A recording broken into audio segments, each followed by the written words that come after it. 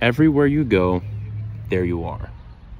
I was watching a movie the other night, Mr. Nobody 2, and it was interesting. But at some point in the movie, this isn't like, I mean, it might have been the main synopsis of it, but essentially what it was saying like when the main problem of the movie happened, the guy was saying, yeah, good luck taking vacation or whatever, but I think you have a hard time doing that because everywhere you go, you take yourself with you, right?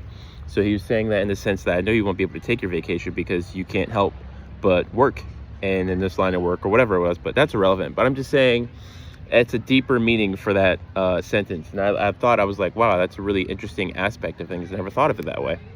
That's a perfect example. And that's why one of my favorite artists, J. Cole, right? He says, or in one of his songs called Change, it says, change only happens on the inside, right? But and that's true, because everywhere you go, there you are. And if you're looking to not be who you are today or be a better version of yourself, you have to implement those changes and make yourself more moldable to favor changes that you like to see and what you prefer, to the contrast of what you do not prefer, right? And I say all that to say, when he says everywhere you go, there you are, that happens to us subconsciously, on a subconscious level, because we don't really ever notice. We think that outside circumstances and events are why we are reacting a certain way. But if you are living in a certain awareness or whatever, you're only going to be aware to what you are focusing on, what your attention's on. And as humans, we're creatures of habit, right?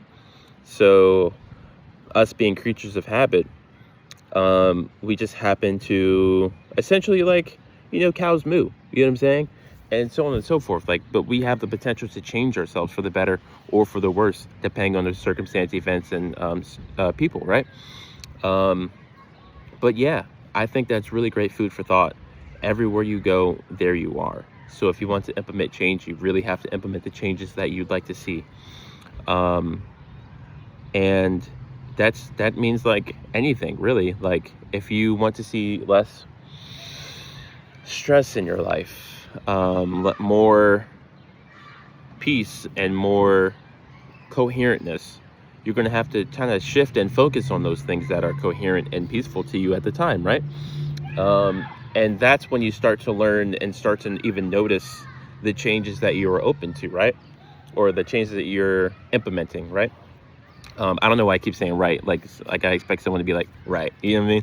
But no, but yeah, I'm just saying in the sense of, I think that's just one of my mannerisms when I talk. But yeah, I think that's an interesting food for thought or conversation, just to get the conversation going. What do you think that they mean by that?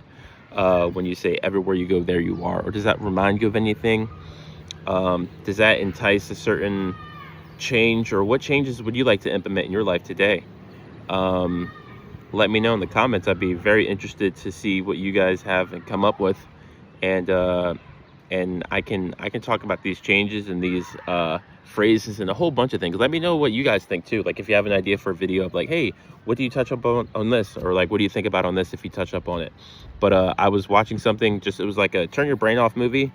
It was a quick turn your brain off, just enjoy for the plot. Well, not for the plot, for the action, really. But it was good. I like Bob Odenkirk, I believe his name is. He's a good actor. I watched him from Better Call Saul. That was also like